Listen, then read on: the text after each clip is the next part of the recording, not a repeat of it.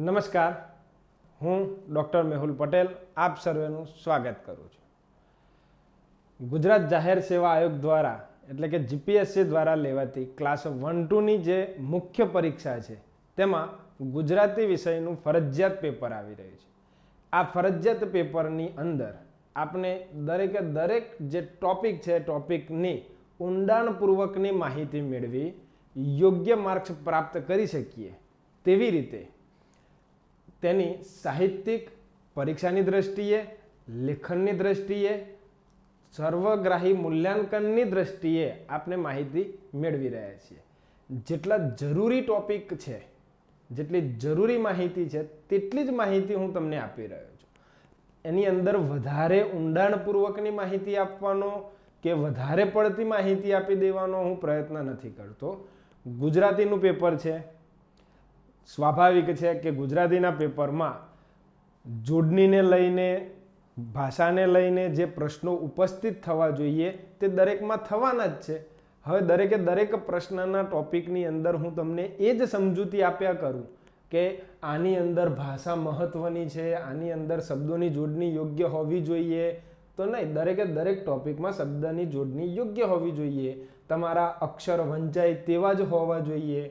તો આ જે પ્રશ્નો છે એ હું દરેકમાં તમને સમજાવતો નથી, પરંતુ આપને જે ટોપિક છે, ટોપિકની જે નવીનતા છે, જે સાહિત્યની દ્રષ્ટિએ જે વાતો છે તેને લઈને આપણે ચર્ચા કરીએ છીએ. તે ચર્ચાને ઉદાહરણ સહિત સમજવાનો પ્રયત્ન કરીએ છીએ. તેવી જ રીતે આજે આપણે એક એવા પ્રશ્ન વિશે, એક એવી વાત વિશે ચર્ચા કરીશું કે લગભગ મોટા ભાગે દરેક જગ્યાએ તમને આ પ્રશ્ન, આ વાત, આ શબ્દો સાંભળ્યા જ હશે. એ જે શબ્દો છે તે છે પત્રલેખન. પત્રલેખન આપણે ઘણી બધી જગ્યાએ કરીએ જ છીએ. અત્યાર સુધી પણ પરીક્ષાઓમાં ક્યાંક ને ક્યાંક આપણને પત્રલેખન કે અરજી લેખનનો પ્રશ્ન પૂછાતો અને આપણે તે કરતા. પરીક્ષાની અંદર આપની પત્ર લખવાની અને અરજી લખવાની જે પદ્ધતિ છે તે સાહિત્યિક પદ્ધતિ જ છે. અને અત્યાર સુધી તમે પત્ર લખવા માટેની કે અરજી લખવા માટેની જે પણ પ્રક્રિયા કરી હશે, કદાચ જો સાહિત્યની દ્રષ્ટિએ તમે જોઈને લખ્યું હશે અથવા તમારા કોઈ શિક્ષકે તમને સમજાવ્યું હશે જ્યારે તમે 9, 10, 11, 12માં હશો અને પત્ર લેખનનો મુદ્દો તમારા પાઠ્યપુસ્તકમાં હતો ત્યારે, તો એ જે પદ્ધતિ છે તે જ પદ્ધતિ પણ અહીં એપ્લાય કરવાની છે. પત્ર એ કાગળની અંદર લખીને મોકલવાનો હોય છે. અત્યારે એ જ વસ્તુ ઈમેલ થઈ ગયું છે કે કોઈને મોકલવું છે તો કઈ રીતે મોકલવું, શું કરવું. પણ મોટાભાગે સરકારી જે કાર્યવાહી છે તેમાં પત્રલેખન ખૂબ આવશ્યક છે. બરાબર. આપણે ક્લાસ 1-2ની તૈયારી કરી રહ્યા છીએ, ક્લાસ 1-2ની પરીક્ષા આપી રહ્યા છીએ, તો પત્રલેખન વિશે આપણને માહિતી હોવી આવશ્યક છે. હવે પત્રલેખનના સંદર્ભમાં દરેકે દરેક ટોપિક આપણે જેવી રીતે જોઈએ છીએ તેવી જ રીતે જોઈશું. પત્રલેખન એટલે શું એ જોઈશું. પત્રલેખન લખવાની પદ્ધતિ શું છે તે પણ જોઈશું. પત્ર લખતા શું ધ્યાનમાં રાખવાનું છે તે પણ જોઈશું. અને છેલ્લે પૂછાયેલી પરીક્ષામાંથી એક પ્રશ્ન લઈને તેની ચર્ચા પણ આપણે આ મુદ્દાઓ સાથે કરીશું. તો ચાલો શરૂ કરીએ આપણે પત્રલેખનના સંદર્ભમાં. પત્રલેખન એટલે શું? બરાબર. તો બહુ ટૂંકી અને બહુ સાદી સિમ્પલ વાત છે. અત્યાર સુધી કદાચ તમને કોઈએ કહ્યું નહીં હોય, સીધે સીધું કહી દીધું પત્રલેખન એટલે પત્રલેખન. બરાબર. પરંતુ પત્રલેખન એ લેખિત કે મુદ્રિત સંદેશાનું વિનિમય છે. વિનિમય એટલે આપ-લે કરવાની વાત છે. હું તમને મોકલું, તમે મને મોકલો. બરાબર. કેવું? તો લેખિત અથવા મુદ્રિત. મુદ્રિત એટલે કોઈના કોઈ સિમ્બોલિક શબ્દોનું પ્રયોજન કરવું, કોઈના કોઈ સિમ્બોલ દર્શાવવા. બરાબર. મુદ્રો દર્શાવવા. આ એ પત્રલેખનની સામાન્ય માહિતી છે. બરાબર. અત્યાર સુધી આપણે પત્રલેખનના સંદર્ભમાં પત્રલેખન એટલે શું એના સંદર્ભની પર્ટિક્યુલર આ વાત છે ને એ કદાચ ડાયરેક્ટ સમજી લીધી હશે, પરંતુ સીધી આવી રીતે કોઈએ દર્શાવી નથી. હું માનું છું ત્યાં સુધી એટલે ખાસ ધ્યાનથી સમજજો કે પત્ર લેખન આપણે જે લખવાનું છે તે મુખ્ય વસ્તુ પત્ર લેખનમાં છે લેખિત વસ્તુ. એ લેખિત કે મુદ્રિત મેઇન બીજી વાત આવે છે સંદેશો. બરાબર, સંદેશાનું વિનિમય એટલે આપ લે છે. આ વસ્તુને બરાબર પકડો અને સમજો કે પત્ર મોકલવાનો છે તો કંઈક પ્રશ્ન હશે, પત્ર પાછો પણ કદાચ આવી પણ શકે છે. ક્યાંક એવું પણ છે કે માત્ર પત્ર મોકલવાના જ છે, પાછા લેવાના નથી. બરાબર, તો આ બધા જે પત્રના સંદર્ભની થોડી આપણને માહિતી છે, એ માહિતીને લઈને જ વિચાર કરતા આપણે આગળ ચર્ચા કરીએ કે જીપીએસસી પત્ર લેખન શા માટે પૂછે છે અને એ પત્ર લેખનમાં કેવા વિષયોના સંદર્ભની માહિતી માગે છે. તો સરકારી અધિકારી એક ખાતામાંથી બીજા ખાતામાં અથવા કોઈ એવા પ્રસંગોના સંદર્ભમાં જાહેર જનતાને કે કંઈક ને કંઈક રીતે પત્રના સંદર્ભની માહિતી કોઈકની કોઈક જગ્યાએ મોકલવાની હોય, જે લેખિત સ્વરૂપમાં હોય છે, તે આપણે જોયું છે. એટલે એના વિશે તમને પૂરતી જાણકારી હોવી જરૂરી છે અને આ પૂરતી જાણકારીના કારણે જ આપને આપણી પરીક્ષાની અંદર યોગ્ય માર્ક્સ પત્ર લેખનના મેળવી શકીશું. તો જુઓ, અભિનંદન, શુભેચ્છા, વિનંતી અને ફરિયાદ, આટલા ટોપિકમાં પત્ર લેખન પૂછાય છે કે કોઈક અભિનંદન આપતો પત્ર લખવાનો થાય, એટલે કે આપના સાથી કર્મચારી કોઈ હોય અને એમને કોઈ બઢતીનો ચાન્સ મળ્યો હોય તો અભિનંદન આપવાના થાય. અથવા ચાલો અધિકારીના સંદર્ભમાં વાત હતી, એવી જ રીતે કોઈક મિત્ર છે, તેનો જન્મદિવસ છે તો અભિનંદન પાઠવતો, જન્મદિવસે અભિનંદન પાઠવતો, અથવા કોઈકે કંઈક સારી સિદ્ધિ પ્રાપ્ત કરી છે તો એ સિદ્ધિને લઈને અભિનંદન પાઠવતો પત્ર આપણે તેને લખી શકીએ છીએ.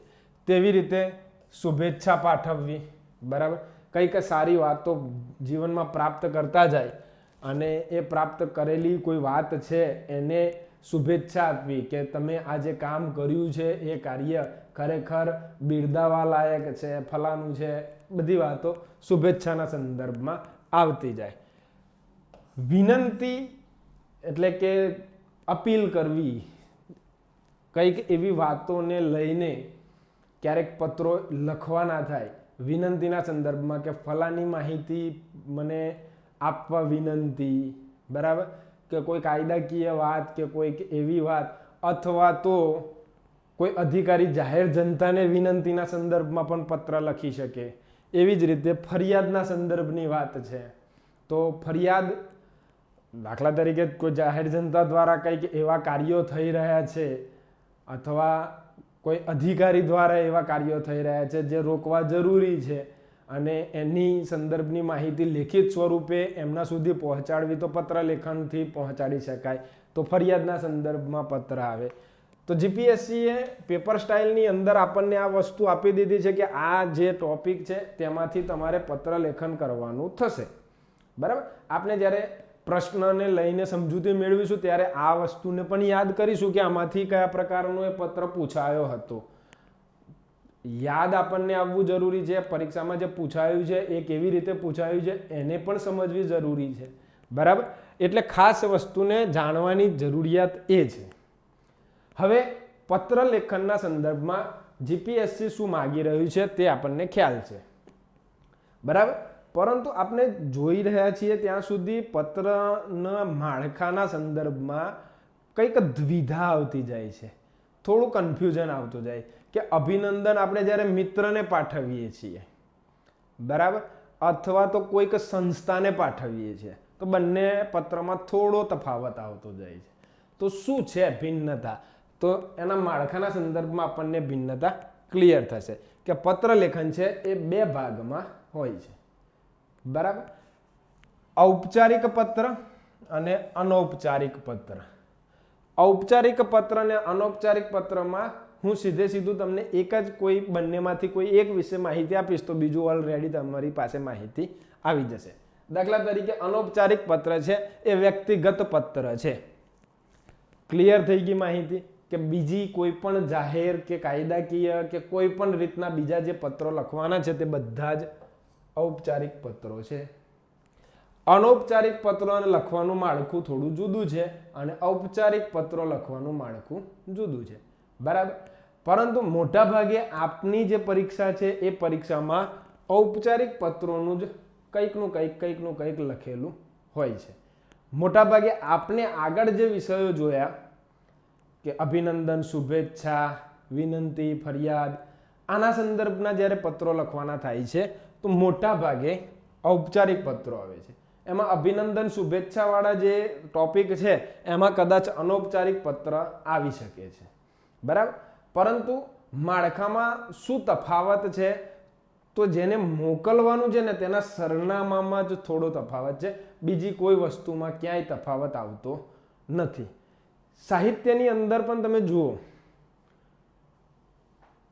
તો ઘણી બધી એવી કૃતિઓ છે જે પત્રોના સંદર્ભમાં મુકાયેલી હશે કે કોઈ કવિ કે કોઈ લેખક છે એ કોઈ જગ્યાનો પ્રવાસ કર્યો છે, એ પ્રવાસને લઈને એમને કંઈક માહિતી આપી છે સ્થળ વિશેની કે એ પ્રવાસમાં એમની સાથે બનેલી અમુક ઘટનાઓની.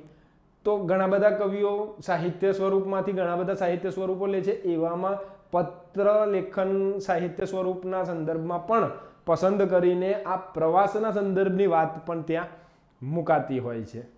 બરાબર. કે પિતાજીને પત્ર લખ્યો, હું અહીંયા ફરવા ગયો છું, એ સ્થળ આ પ્રકારનું છે, ફલાનું છે, ઢીકનું છે, એમાં આવું છે, બધી વાતો ત્યાં આવે છે. પરંતુ પેટર્ન એની લખવાની છે એ સાહિત્યના સંદર્ભમાં અલગ મીન્સ એકદમ જુદાપણું નથી. ત્યાં જે દર્શાવવાની જે જગ્યાઓ છે કે નામ, સરનામું ક્યાં દર્શાવવું, વિષય ક્યાં લખવો, મુખ્ય વાતો ક્યાં લખવી, એ બધી પેટર્ન સરખી જ છે. એમાં કશો જ તફાવત છે નહીં. ક્લિયર. તો પત્ર લેખનના આ બે ભાગ છે.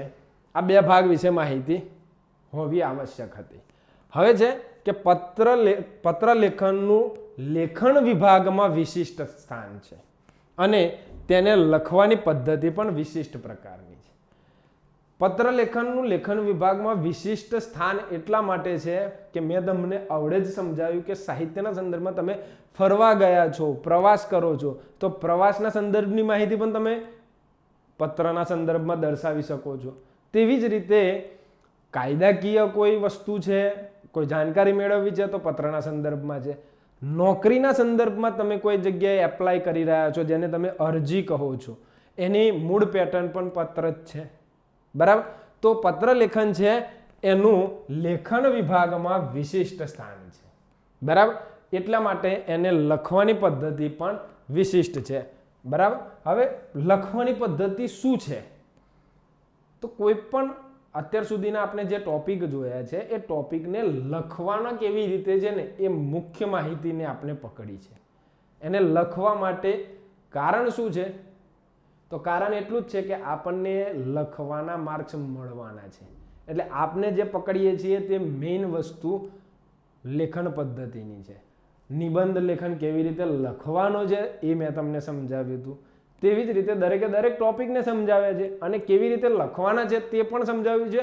લખતા શું ધ્યાનમાં રાખીશું જેના કારણે માર્ક્સ ન કપાઈ જાય તે પણ સમજાવ્યું છે. તો બરાબર ધ્યાનથી સમજો. મુખ્ય વસ્તુ ત્યાં બધી આવતી જતી હોય છે કે પત્ર લેખન શું છે આપણને ખબર કેવું હોય છે કે દરેક ટોપિકની જાણકારી હોવી જરૂરી છે કે હું જે પણ કાંઈ લખી રહ્યો છું, નિબંધ લેખનમાં મેં આ તમને વિચાર મૂક્યો હતો કે હું જે પણ કાંઈ લખું છું તેના વિશેનું નોલેજ, તેના વિશેનું જ્ઞાન મારી પાસે કેટલું છે. બરાબર. તો પત્ર લેખન કરું છું તો પત્ર લેખન શું છે મને ખબર હોવી જોઈએ. પત્ર લેખનની અંદર બે ભાગ હોય છે, ઔપચારિક અનૌપચારિક પત્ર. પત્ર લેખન એ લેખન વિભાગમાં વિશિષ્ટ સ્થાન છે અને એને લખવાની પણ વિશિષ્ટ પદ્ધતિ છે. આવી બધી જાણકારી હોવી જોઈએ. પત્ર લેખન છે એ લેખિત સ્વરૂપે સંદેશાનું વિનિમય કરતી વસ્તુ છે એ પણ ખબર હોવી જોઈએ. આટલી જાણકારી મેળવી લીધા પછી હવે એને લખાય કેવી રીતે તેના વિશે માહિતી મેળવવાની છે. કારણ કે પત્ર લખવાની એક વિશિષ્ટ પદ્ધતિ છે, બરાબર. તો પત્ર લેખન, ધ્યાનથી આ એક પેજ છે એવું સમજી અને જોતા રહેજો, બરાબર. તો સૌથી પ્રથમ તમે જે પણ પેજ પર લખો છો તેની જમણી બાજુએ ઉપરના ભાગે જે પત્ર લખનાર છે ને તેનું નામ, સરનામું અને તારીખ આવે. જમણી બાજુએ ઉપર ખૂણામાં, બરાબર. કોનું? તો જે પત્ર લખે છે, એટલે હું લખું છું, તમને પ્રશ્નમાં ચોક્કસ એવી માહિતી આપી જ હશે કે કોણ પત્ર લખી રહ્યું છે. તો એ પત્ર લખનારનું નામ, સરનામું. હવે અહીં કેવું થશે, જો પરીક્ષામાં તમે તમારું નામ, સરનામું લખી દીધું તો કંઈક અંશે ત્યાં દ્વિધાઓ ઉત્પન્ન થશે કે આ નામ સરનામાવાળા વ્યક્તિ, અથવા જે પેપર ફૂટી શકે કે પેપર લીક થયું છે કે કંઈક ને કંઈક બધી તકલીફો ઊભી થાય. એટલે સરળ, સિમ્પલ કે પત્ર લખનાર જે પણ કોઈ વ્યક્તિ હોય તેને તમારે અ, બ, ક દર્શાવવું. સરનામું પણ તમારે લખવાનું નથી, તો સરનામું 1, સરનામું 2, તારીખ ખાસ લખવાની. સરનામામાં તારીખ, આ પત્ર લેખનના સંદર્ભમાં તારીખ આવશ્યક છે. ક્લિયર? તો ટૂંકમાં માહિતી એ છે કે પત્ર તમે જો રૂબરૂ લખો છો, પરીક્ષામાં નથી લખતા, તો તમે લખો છો તો તમારું નામ, સરનામું અને તારીખ આવશે. હા, પરીક્ષામાં તમે લખો છો તો તમારા નામની જગ્યાએ અ, બ, ક, એ, બી, સી કોઈ પણ તમારું પોતાનું નામ લખવાનું નથી. સરનામું પણ લખવાનું નથી. એવું નહીં કે તમે અમદાવાદના છો ને તમે સુરતનું સરનામું લખો, કોઈ સરનામું લખવાનું નથી. સરનામું 1, સરનામું 2 અને તારીખ લખવાની છે. ક્લિયર? હવે પત્ર લેખનમાં પેજની જમણી બાજુએ પત્ર લખનારનું નામ, સરનામું અને તારીખ આવી ગઈ છે. તો બીજી બાજુએ તેનાથી જ્યાં તમે આ પૂર્ણ કરો છો એ જ લાઈનમાં સીધે સીધું નીચેના ભાગે બીજી લીટીમાં, દાખલા તરીકે હું તમને સમજાવું કે અહીં તમે નામ, સરનામું લખી દીધું છે, પછી આ જે લાઈન આવે છે ને એ જ લાઈનની નીચેના ભાગે ડાબી બાજુએ ખૂણામાં જેને પત્ર મોકલવાનો છે ને તેના સંદર્ભનું સંબોધન, એટલે મોટા ભાગે પ્રતિ, શ્રી, પ્રતિ શબ્દનું પ્રયોજન આપણે સૌથી વધારે કરતા હોઈએ છીએ. પછી તેની તરત નીચે પત્ર જેને સંબોધીને લખવાનો છે તેનું નામ, સરનામું. એટલે આપણે પત્ર જેમ મોકલવાનો છે અથવા જેને મોકલવાનો છે, પત્ર જેને સંબોધવાનો છે, હું મારા મિત્રને લખું છું તો મારા મિત્રનું નામ, સરનામું આવશે, બરાબર. તો એ સંદર્ભની વાત છે. પરંતુ અહીં પણ નામ, સરનામું જો તમે જીપીએસસીની પરીક્ષામાં લખી રહ્યા છો તો અ, બ, ક, ક્લિયર, સરનામું 1, સરનામું 2. તો આ માહિતી છે. ખાસ જમણી બાજુએ ખૂણામાં ઉપર પત્ર લખનારનું નામ, સરનામું, પત્ર જ્યાં મોકલવાનો છે તેનું નામ, સરનામું ડાબી બાજુએ, પછી વચ્ચે એટલે કે આમાં નીચે આવશે, આ જ્યાં પૂર્ણ થાય છે ત્યાંથી વિષય આવે છે. પત્રની અંદર કે અરજીની અંદર કે કોઈ પણ જગ્યાએ જ્યારે તમે આ પ્રકારના ફોર્મેટમાં લખાણ લખો છો ત્યારે વિષય ખૂબ મહત્વનો છે. તમને જે પ્રશ્ન આપ્યો હશે પરીક્ષાની અંદર એ પરીક્ષામાંથી વિષય આવી જશે, પરંતુ વિષયનું જે લખાણ લખવાનું છે તે ટૂંકું અને ટચ પરંતુ યોગ્ય હોવું જોઈએ, બરાબર. કે પત્ર શુભેચ્છાના સંદર્ભમાં લખી રહ્યા છીએ તો એ પ્રમાણેનું આપણે આગળ જે પ્રશ્નની ચર્ચા કરીશું તેમાં ઊંડાણપૂર્વક તમને અહીં હું સમજાવીશ. ક્લિયર? પછી સંદર્ભ લખવાનો છે. દાખલા તરીકે હું કોઈ જગ્યાએથી કંઈક માહિતી મેળવી છે અને એ માહિતીને લઈને તમને પત્ર લખી રહ્યો છું, તો જે માહિતી જ્યાંથી મેળવી છે ને એ માહિતી જે જગ્યા છે કે કોઈ ન્યૂઝપેપર છે અથવા કોઈ એવી કોઈ બુક છે એમાંથી મેં માહિતી મેળવી છે તો એની વાત સંદર્ભમાં આવે. એટલે કે માહિતી મેં ક્યાંથી મેળવી છે, શું છે, કઈ રીતનું છે તે. ક્લિયર? તો વિષય અને સંદર્ભ આ બે વાતો વચ્ચે અને થોડી સંક્ષિપ્તમાં આવશે. પછી તરત જ સંબોધન આવશે ડાબી બાજુએ. ક્લિયર? સંબોધન કોને? તો હવે આપણે જય ભારત સાથે જણાવવાનું કે તો જય ભારત સંબોધનના સંદર્ભમાં પણ મૂકી શકીએ છીએ. મીન્સ કે પર્ટિક્યુલર જુદું લખવાનું નથી, પરંતુ અહીંયાથી હવે વિષયની પત્રના મૂળ વિષયની શરૂઆત થાય છે. એટલે જેને સંબોધીને આપણે પત્ર લખી રહ્યા છે તેને ફરી એક વખત સંબોધન આપવાનું છે કે હવે વિષયની શરૂઆત છે. વિષયની શરૂઆતના સંદર્ભમાં કેવું છે? તો પેરેગ્રાફના સંદર્ભમાં લખો. પેરેગ્રાફ 1, પેરેગ્રાફ 2 અને છેલ્લે અહીં જેને નામ સરનામું લખ્યું છે તેની જ વાત અહીં આવશે. એટલે કે લિખિતમ અને સહી. લિખિતમમાં ઘણી બધી વાર આપણે દરેક જગ્યાએ આપણો વિશ્વાસુ તો દરેક જગ્યાએ આપણો વિશ્વાસુ યોગ્ય નથી. બરાબર આ વસ્તુને પકડજો.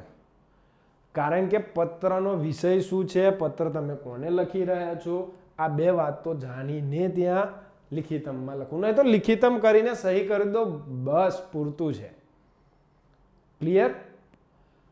ફરી ફોર્મેટને એક વખત કે પત્ર જે લખે છે તેનું નામ સરનામું, પત્ર જ્યાં મોકલવાનો છે તેનું નામ સરનામું, પત્રનો મુખ્ય વિષય શું છે તે સંક્ષિપ્તમાં, એ વિષયનો સંદર્ભ શું છે તે, તરત જ સંબોધન, વિષયની માહિતી અને પત્ર પૂર્ણ થયેલ છે એટલે લિખિતમ, જેને પત્ર લખ્યો છે તેની સહી. આના પછી જો વિષય કંઈક એવો છે, બરાબર, કે જેની સાથે કંઈક માહિતી મોકલવી પડે, એટલે કે પત્રની સાથે બીજી કંઈક હાર્ડ કોપી મોકલવી પડે, તો લિખિતમ અને સહી પછી નીચે બિડાણ કરીને લખવાનું આવે છે કે મેં આટલી વસ્તુનું બિડાણ કર્યું છે. ક્લિયર? આટલું સરળ છે. આ વાતો આપણે અંગ્રેજીની અંદર પણ શીખ્યા છીએ. એટલે કે અંગ્રેજીનું જ્યારે આપણે 8મા 9મા 10મામાં લેટર રાઇટિંગના સંદર્ભમાં જે માહિતી આવતી તે પણ આમાંથી જ શીખ્યા હતા. બરાબર? તો પેટર્ન પદ્ધતિ આ છે પત્ર લેખનની. હવે આ પત્ર લેખન તમે પરીક્ષામાં આ પદ્ધતિમાં લખશો તો જોનાર જોઈને જ ખુશ થઈ જશે. જોયા પછી અંદર જે વાંચવાનું છે એમાં આ સરનામું, આ વિષય, આના માર્ક્સ અલગ અલગ જ હોય છે. સરનામું બરાબર લખાયું છે કે નથી લખાયું. તો સરનામું લખવા માટેની અમુક પેટર્ન હોય છે કે નામ લખાઈ ગયું, પછી સૌથી પ્રથમ તમારે અહીંયા લખવાનું નથી આ પરીક્ષામાં, પરંતુ જોડે જોડે હું સમજૂતી આપી દઉં છું કે સૌથી પ્રથમ ઘરનો નંબર આવે, ઘર નંબર પછી તરત અલ્પ વિરામ આવે, એ ઘર કઈ જગ્યા એટલે સોસાયટીમાં છે તે આવે, પછી અલ્પ વિરામ આવે, એ સોસાયટી કયા એરિયામાં છે તે આવે, પછી અલ્પ આવે, એ જે એરિયા છે એ એરિયા કયા શહેરમાં છે અને તેનો પિનકોડ નંબર શું છે તે આવે, અને છેલ્લે તારીખ. આ જે લાઈન છે ને એ સળંગ સીધી જ આવવી જોઈએ.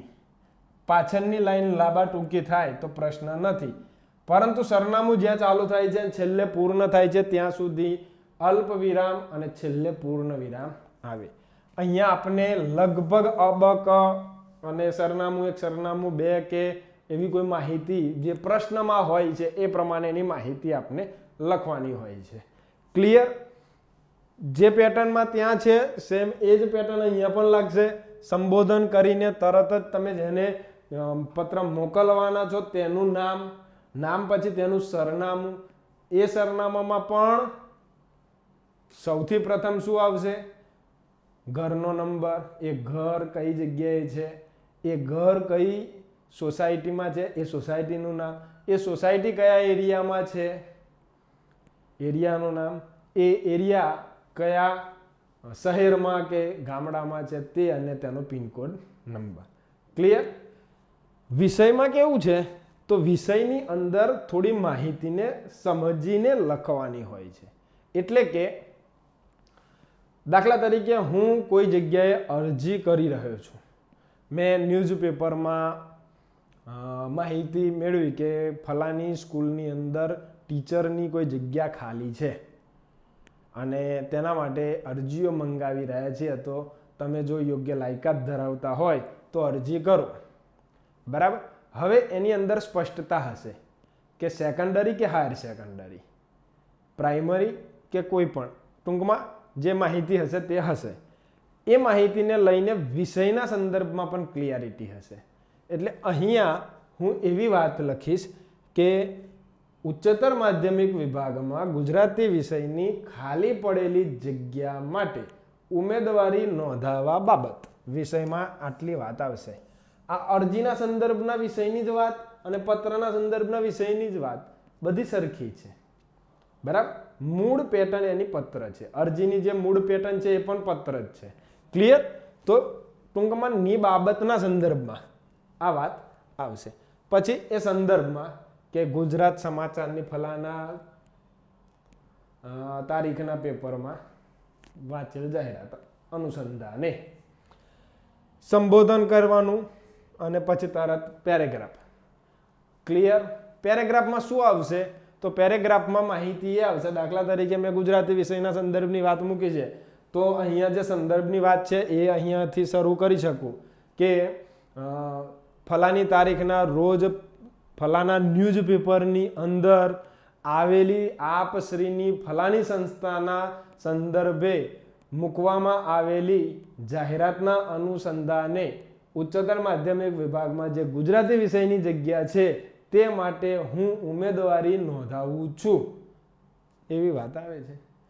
પરંતુ આપને આવી કોઈ માહિતી લગભગ પરીક્ષામાં પૂછાવાની નથી, બરાબર. તો આપણે પ્રશ્ન જોઈશું અને પ્રશ્નને લઈને ફરી આ જ મુદ્દાના સંદર્ભમાં ચર્ચા કરીશું. પરંતુ આ બધું જ જ્યારે લખી રહ્યા છીએ ત્યારે થોડી થોડી વાતોનું કન્ફ્યુઝન ઊભું થઈ રહ્યું છે. તો એ કન્ફ્યુઝનને આપણે સૌથી પ્રથમ દૂર કરી લઈએ અને દૂર કર્યા પછી એ પ્રશ્નના સંદર્ભમાં પાછા જઈને પાછી જ એ પેટર્નમાં એ પ્રશ્નને લખવાનો પ્રયત્ન કરીએ. દાખલા તરીકે પત્ર લેખન કરતા શું ધ્યાનમાં રાખીશું? તો સૌથી પ્રથમ કે પત્ર લખતા પહેલા વિષયને બરાબર વાંચો, કારણ કે એની અંદર જ નામ સરનામાના સંદર્ભની અને વિષયને લઈને તમારે શેનો પત્ર લખવાનો છે એને લઈને જ પ્રશ્નની અંદર માહિતી આપી દીધી છે. એટલે કે પત્ર લખતા પહેલા વિષય બરાબર વાંચી અને સમજી લો કે મારે શેના વિશે આ પત્ર લેખન કરવાનું છે. ક્લિયર? બીજી વાત છે કે પત્ર લેખનની ભાષા નમ્ર, સરળ ને વિવેકી હોવી જોઈએ. ક્યાંક પત્રમાં તોછડાપણું કે અપશબ્દોપણું આવવું જોઈએ નહીં.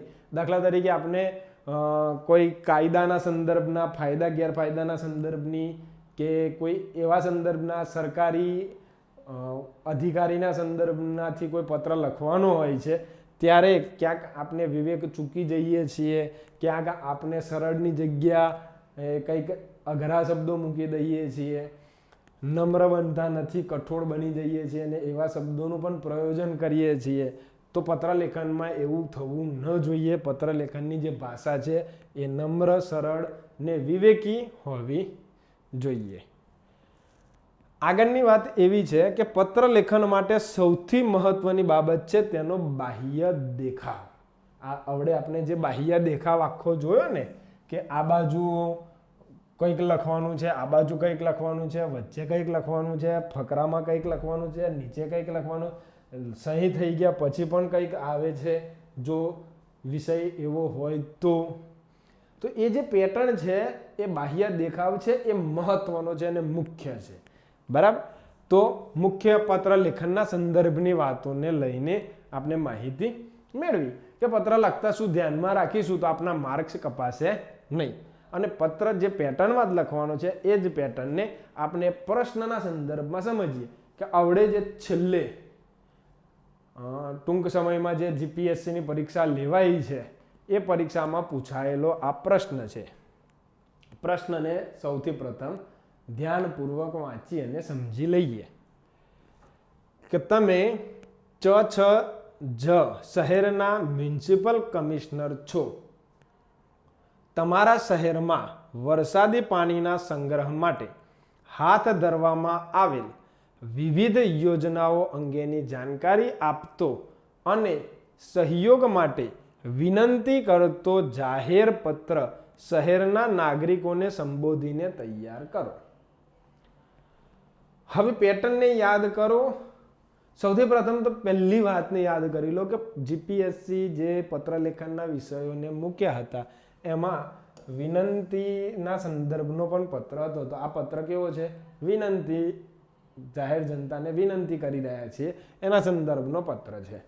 હવે પત્રમાં આપણે જમણી બાજુએ કયું નામ સરનામું લખીશું?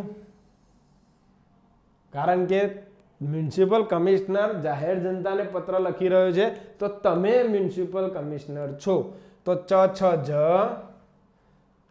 શહેરના મ્યુનિસિપલ કમિશનર છો તો તમે અહીં લખી શકો છો નામ, સરનામામાં ચ શહેર, બરાબર, અને તારીખ. ક્લિયર?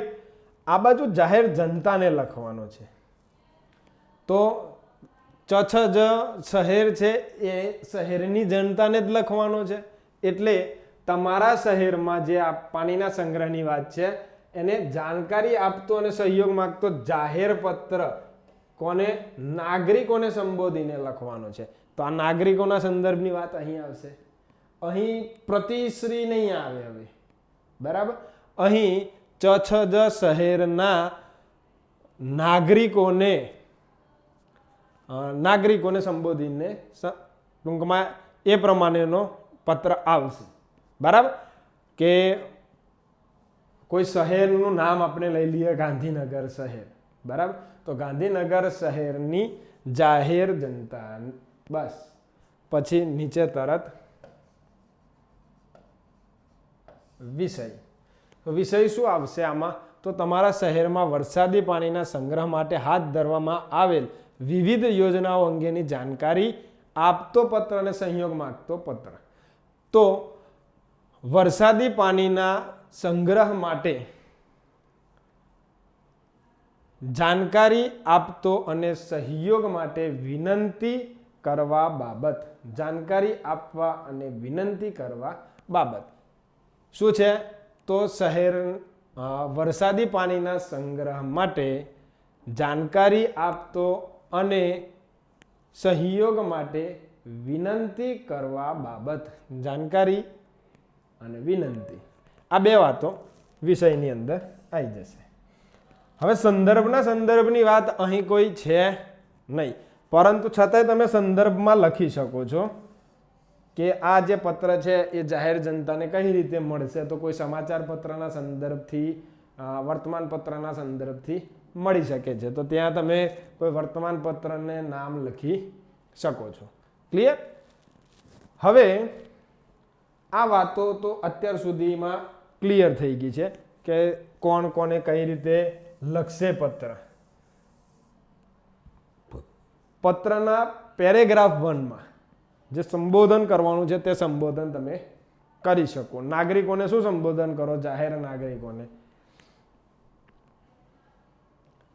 વિચારવાનું કે જાહેર નાગરિકોને કે મિત્રો કરીને સંબોધન કરી શકો, વડીલો કરીને સંબોધન કરી શકો, કે શું કહી શકો?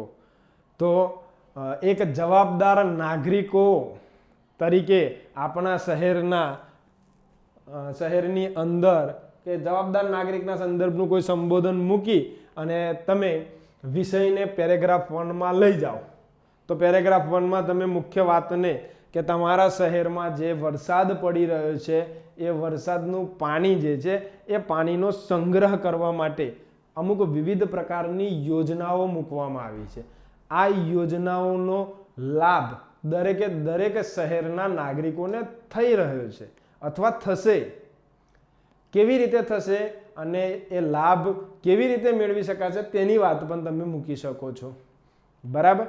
હવે વરસાદી પાણીનો સંગ્રહ કરવા માટે અમુક પ્રકારની જે યોજનાઓ છે એમાં 2-4 પ્રકારની યોજનાઓ તો આપણે ત્યાં દર્શાવવી પણ પડશે. દાખલા તરીકે કે ઘર જ્યારે તમે બનાવો છો ત્યારે ધાબામાંથી જે છત છે એ છતમાંથી એક એવી પાઇપ સીધી જમીનમાં જાય, છતમાં જે પાણી ભરાય એ સીધું જમીનમાં જાય એવી રીતે, અથવા અંડરગ્રાઉન્ડ જમીનમાં કોઈ એવો ટાંકો બનાવો, એ ટાંકામાં એ પાણી ભરાય એવી વ્યવસ્થા કરવાની એક યોજના બનાવેલી છે.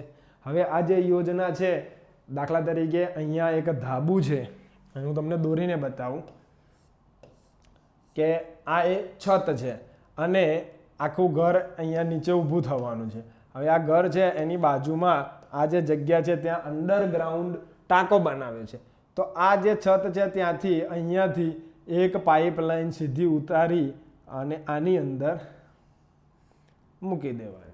એટલે છતમાં જે પણ કંઈ પાણી આવે એ બધું જ પાણી અંડરગ્રાઉન્ડ ટાંકીમાં ભરાય. એ પાણી જે છે તેનો ઉપયોગ કેવી રીતે કરવો જોઈએ, શું કરવું જોઈએ, એ પાઇપની આગળ કંઈક એવું લગાવવાનું જેના કારણે ધાબામાં આવેલી જે બીજી ગંદકી છે એ ટાંકામાં ન જાય. તો એક યોજના આ હતી. બીજી યોજના છે કે જે પાણી છૂટું રસ્તામાં પડી રહ્યું છે, તો આપણા શહેરના રસ્તાઓને એવા ઢાળ, એવા વળાંક આપવા કે જે પાણી પડે તે પાણી બધું સીધું એક નાના એવા તળાવના સ્વરૂપે ગામની નજીક ભેગું થાય, એ પ્રમાણેની ગામમાં કે શહેરમાં વ્યવસ્થા કરવી. લગભગ જે આજુબાજુના ઝાડવાઓને એવું બધું છે ત્યાં એવા પ્રકારની વ્યવસ્થા કે કુંડા કે ઝાડની આજુબાજુ કંઈક માટીના એવા બનાવી દેવા જેમાં પાણી ભરાઈ રહેવાના કારણે વૃક્ષોને ફાયદો. એવી ઘણી યોજનાઓ છે. તમે જેમ વિચારતા જશો તેમ વરસાદી પાણીનો સંગ્રહ કેવી રીતે કરવો એની યોજનાઓ તમારા મનમાં પણ આવતી જશે. ઇન્ટરનેટ ઉપર સર્ચ કરશો તો સરકારી યોજનાઓ પણ તમને ખબર પડતી જશે. હવે એ જે યોજનાઓ છે એ યોજનાઓનો આપણે જાણકારી આપીએ છીએ અને એ જાણકારી આપવાની સાથે સાથે હવે હું મારા પોતાના ઘરનો માલિક છું અને મારે એવું નથી કરવું, બરાબર, કે વરસાદી પાણી સીધું આવી રીતે અંડરગ્રાઉન્ડ ટાંકીમાં જાય. તો એના માટે વિનંતી કરી રહ્યા છીએ. કોણ વિનંતી કરી રહ્યું છે? તો મ્યુનિસિપલ કમિશનર વિનંતી કરી રહ્યા છે કે તમે પ્લીઝ આ પ્રમાણેનું જ ધાબુ બનાવો, કારણ કે આપણી આવી યોજનાઓમાં તમને પણ લાભ થાય. તો આ પ્રમાણેની જે વાતો છે કે આ યોજનાઓ અંગેની વિનંતી આપણે કરી રહ્યા, આ બધી જ વાતો જાહેર જનતાને સંબોધીને લખવાની છે. આખી પેટર્નને એક વખતે યાદ કરી લઈશું તો તરત જ યાદ આવી જશે આપણને. આ જે પેટર્ન હતી આખી, તો અહીં અબક શહેરના મ્યુનિસિપલ કમિશનરનું નામ, સરનામું આવશે. અહીં સંબોધનના સંદર્ભમાં જાહેર નાગરિકોને સંબોધન કરીને જાહેર નાગરિકોના કોઈ લગભગ જાહેર જનતાને સંબોધન એવી કઈ વાત લઈને ગલીએ ગલીએ ચોંટાડવાના કાગળ કે એવું તેવું કે વર્તમાનપત્રમાં છાપવાનું કે એવું સંદર્ભમાં જે હોય તેનું નામ, સરનામું આવશે. પર્ટિક્યુલર કોઈનું નામ, સરનામું નહીં આવે. આ પ્રશ્નને લઈને અહીંયા આપણે વિષયને બરાબર સ્પષ્ટ સમજી લીધો છે કે વરસાદી પાણીનો જે સંગ્રહ કરવાની યોજનાઓ છે તેની જાણકારી આપવી અને વિનંતી કરવા બાબત પત્ર. સંદર્ભમાં કોઈ વર્તમાનપત્રનું નામ ત્યાં આપણે લખીને એને વિનંતી કરી શકીએ કે આ પત્ર છાપવા બાબત, અથવા સંદર્ભ આમાં નહીં આવે તો પણ કોઈ પ્રશ્ન નથી. સંબોધન કે જાહેર જનતાના લોકોને સંબોધનના સંદર્ભની કોઈ વાત મૂકવી. પેરેગ્રાફ 1માં તમારે યોજનાઓના શરૂઆત એવી રીતે કરવી કે વરસાદી જે કુદરતી રીતે પડી રહેલું જે પાણી છે એ પાણીનો જો યોગ્ય રીતે સંગ્રહ કરવામાં આવે તો આપણા શહેરની અંદર ફલાણું થાય ને ઢીકણું થાય ને બધી વાતો પેરેગ્રાફથી શરૂ કરવી. અને એના માટે આપણા શહેરમાં આવી પ્રકારની યોજનાઓ ચાલી રહી છે. એ જે યોજનાઓ છે એનો જો યોગ્ય રીતે વ્યવસ્થિત પ્રમાણે ઉપયોગ કરવામાં આવશે તો આવા પ્રકારના વ્યક્તિગત લાભ થશે, આવા પ્રકારના સામૂહિક લાભ થશે. એ બધી જ વાતો પેરેગ્રાફ 1 પેરેગ્રાફ 2માં કે મુદ્દાઓ પાડીને પણ તમે લખી શકો છો. અને છેલ્લે અહીં તમે લિખિતમ કરીને મ્યુનિસિપલ કમિશનરની સહી. બરાબર. હા, તમે આની સાથે યોજનાઓની ઊંડાણપૂર્વકની માહિતી આપતું જો કોઈ પેમ્ફલેટ હોય તો બિડાન કરીને જોડી શકો છો. પરંતુ આ જાહેર જનતાને મોકલવાનું છે, એટલે દરેકે દરેક જનતાના સુધી પહોંચે તેવા પ્રકારનો આ પત્ર છે. એટલે પેલું થોડું પ્રચાર માધ્યમ માટેના પત્ર અને આ પત્રમાં થોડું આવું કન્ફ્યુઝન રહેવાનું છે, પરંતુ પેટર્નને સમજી લેશો તો કન્ફ્યુઝન નહીં રહે. તો લગભગ હું માનું છું ત્યાં સુધી પત્ર લેખનના સંદર્ભની વાતને આપણે યોગ્ય પ્રમાણે સમજી લીધી છે. સૌથી પ્રથમ આપણે એ જોયું કે પત્ર એટલે શું. પત્ર લખતા આપણે કેવા પ્રકારનો પત્ર લખી રહ્યા છીએ, પત્રના પ્રકાર શું છે એના સંદર્ભની માહિતી. બરાબર. પત્રના બે ભાગ, ઔપચારિક પત્ર, અનૌપચારિક પત્ર. ઔપચારિક પત્રમાં શું હોય અને અનૌપચારિક પત્રમાં શું હોય? તો ઔપચારિક પત્ર જે છે એ જાહેર જનતાને લઈને કાયદાકીય માહિતી કે આ તે બધી જ વાતો ઔપચારિક પત્રમાં આવે છે. અનૌપચારિક પત્ર વ્યક્તિગત પત્ર છે.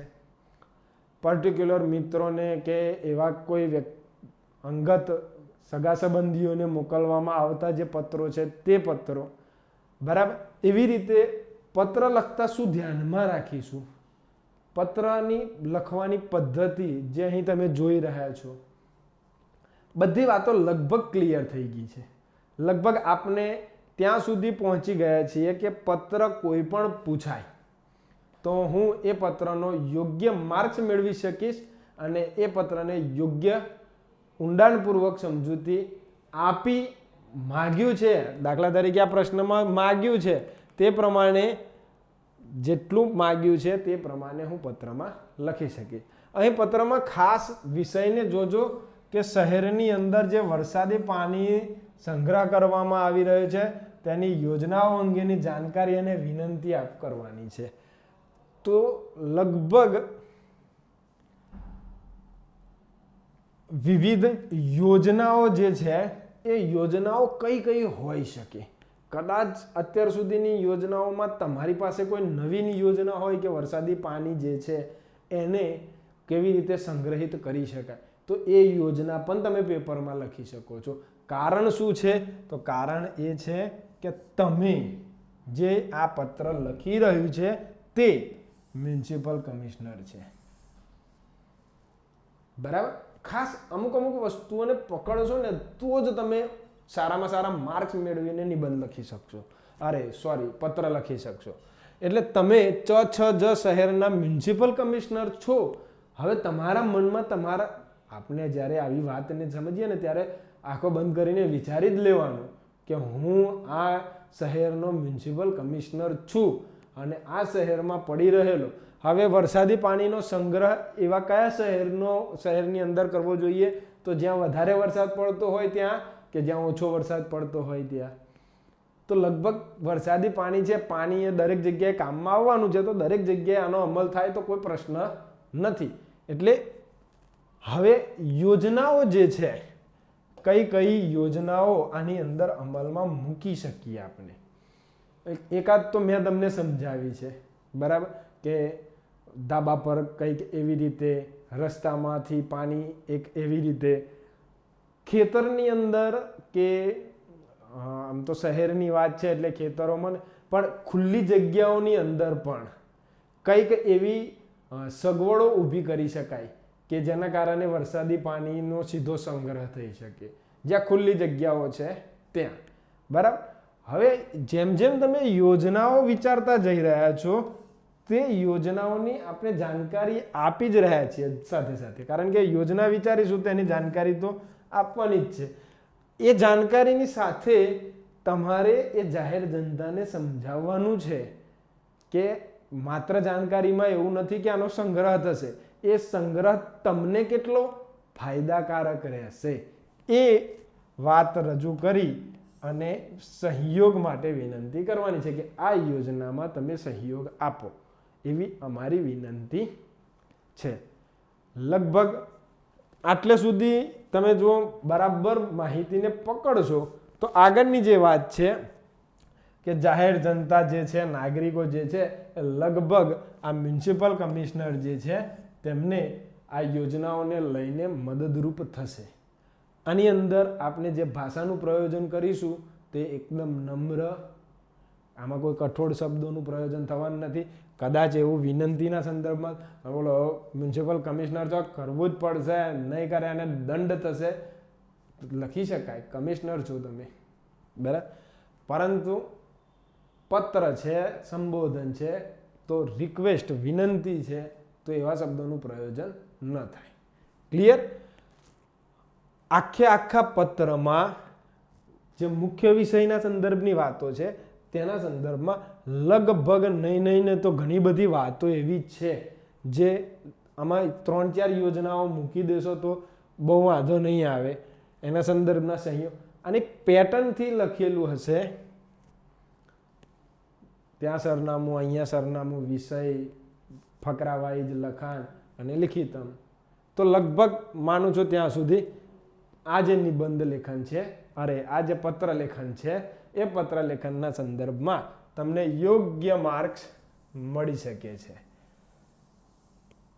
હવે ગુજરાતી ભાષાના લેખન કૌશલ્યોની અંદર આપણે નિબંધ લેખન, વિચાર વિસ્તાર, સંક્ષેપીકરણ, ગદ્યાર્થ ગ્રહણ, બરાબર, પછી લગભગ એવા ટોપિકો, ઔપચારિક ભાષણ, પત્રલેખન, બરાબર, પ્રચાર માધ્યમ માટે નિવેદન, લગભગ નહીં તો 10 કે 1 એવા પ્રશ્નો જે સળંગ છે એ પ્રશ્નોને આપને એક જ પેટર્નના સંદર્ભમાં મેં તમને સળંગ ભણાવવાનો પ્રયત્ન કર્યો છે કે નિબંધ લેખનનો વિડીયો જોશો કે પત્ર લેખનનો વિડીયો જોશો, તમને પેટર્ન એક જ દેખાશે. એના પાછળનું એક રહસ્ય છે કે જે પરીક્ષા તમે આપો છો તે પરીક્ષા આપવા પાછળની જે મુખ્ય વાત છે એ 3 વાતોને મેં આ દરેક પ્રશ્નમાં ઘુસાડીને પ્રયત્ન કર્યો છે સમજાવવાનો. સૌથી પ્રથમ વાત છે કે એ જે પ્રશ્ન છે એ શું છે, એનો અર્થ શું થાય, બરાબર. બીજી વાત છે કે એ જે પ્રશ્ન છે એ પ્રશ્ન શા માટે પૂછવામાં આવ્યો છે. અને ત્રીજી વાત છે લેખન, એનું સ્વરૂપ, કે લખતા એને લખવાની કોઈ અલગ પદ્ધતિ અથવા લેખનનું એક કૌશલ્ય છે, તો લેખન કૌશલ્યના સંદર્ભમાં એની શું પદ્ધતિ છે, શું પેટર્ન છે તે, અને એ લખતા લગભગ એવી બાબતો જ મેં મૂકી છે કે જે ધ્યાનમાં રાખવાની બાબતોમાં એવી જ વાતો મૂકી છે કે જે દરેક ટોપિકમાં અલગ પડે. કે નિબંધ લેખન લખતા શું ધ્યાનમાં રાખીશું એ જ વાત હું પત્ર લેખન લખતાની વાતમાં પણ 3-4 મુદ્દાઓ તો એવા છે કે દરેકમાં આવવાના જ છે, તો એ મેં ત્યાં મૂક્યા નથી. આ વાતોને પકડજો, સમજજો કે મેં એક પેટર્ન એટલા માટે પકડી રાખી છે કે આખું પેપર યોગ્ય માર્ક્સથી તમને ક્લિયર કરી શકો. કારણ કે ગુજરાતી ભાષાનું જે પેપર છે ને એ મોટાભાગે બધા આવે ને જાય, છોડી દઈશું, પાસ થવું મહત્વનું છે નહીં, એનું માર્કિંગ તમારું થોડું એ વધ્યું તો સીધું અપ થઈ જશે, કારણ કે એમાં માર્જિંગ વધારે હોય છે. ક્લિયર? તો લગભગ પત્ર લેખનના સંદર્ભની વાતને આપણે એકવાર રિપીટ કરી લઈએ, એકવાર કદાચ પહેલેથી લઈને છેલ્લે સુધી થોડી સમજૂતી મેળવી લઈએ અને એ સમજૂતીના સંદર્ભમાં કંઈક રહી જતું હોય તો ઉમેરી લઈએ કે પત્ર લેખન એટલે શું. કોઈએ પણ તમને આ વાતને સમજાવવાનો પ્રયત્ન નહીં કર્યો હોય. મેં અહીંયા આ જે વાત મૂકી છે પત્ર લેખન એટલે શું એના સંદર્ભની, તો એ વાત બહુ જ વિચારીને, બહુ જ બધું સંશોધન કરીને મૂકેલી વાત છે, બરાબર. પછી પત્ર લેખન ના જે ભાગ છે કયા છે, તો 2 ભાગ છે. પત્ર લેખનમાં લેખનની જે પદ્ધતિ છે એટલે લેખન સ્વરૂપમાં વિશિષ્ટ છે એની જે પદ્ધતિ છે તે એની આખી પદ્ધતિમાં કેવા પ્રકારનું લખાણ, ક્યાં લખવું, શું કરવું, કઈ રીતનું લખવું, એ આખી પદ્ધતિ લગભગ સમજી લીધી. પદ્ધતિ સમજ્યા પછી એવા જ ટોપિકો પર આપણે ભાર દઈને સમજ્યા કે લખતા શું ધ્યાનમાં રાખીશું જેના કારણે આપણા માર્ક્સ ન કપાય. બરાબર, તો એ જે પેટર્ન હતી એને પણ સમજી લીધી. અને છેલ્લે આપણે આ પૂછાયેલા પ્રશ્નને પેટર્ન સાથે સરખાવીને કેવી રીતે આખો પત્ર લખી શકીએ તેના સંદર્ભની પણ ચર્ચા કરી છે. આખા આ પ્રશ્નમાં હું માનું છું ત્યાં સુધી વધારે પડતી ઊંડાણપૂર્વકની માહિતીઓ, વધારે પડતી ભાઈ પત્રને લેટર કહેવાય ને ફલાનું કહેવાય ને ઢીકનું કહેવાય, લખતા તમારે ભાષાની આવી રીતે લખવાની, અહીંયા આ લખવાનું, અહીંયા આ એટલું બધું ઊંડાણપૂર્વકનું માહિતી આપવાની કોઈ જ આવશ્યકતા નથી. કારણ કે તમે ક્લાસ 1-2ની પરીક્ષા આપી રહ્યા છો. 8માં 9માં 10માં 11માં પત્ર લેખન નથી શીખવાડી રહ્યા. ક્લિયર? તો હું માનું છું કે આ જે માહિતી હતી એ માહિતીને લઈને લગભગ તમે પત્ર લેખનમાં જેટલા માર્ક્સનો પત્ર પૂછાય છે તેટલા માર્ક્સ મેળવી શકો તેવી લગભગ માહિતી આવી ગઈ છે અને તમે સમજી પણ લીધી છે. થોડી પત્રોની પ્રેક્ટિસ કરજો. જૂની પરીક્ષાના પત્રોને લઈને આ પેટર્નમાં એને લખવાનો પ્રયત્ન કરજો અને તમે તમારી પરીક્ષામાં ઉત્તમમાં ઉત્તમ પત્ર લખી શકો તેવી આશા સાથે આગળના બીજા એક ટોપિકમાં, બીજા એક પ્રશ્નમાં આપને મળીશું. ત્યાં સુધી ધન્યવાદ.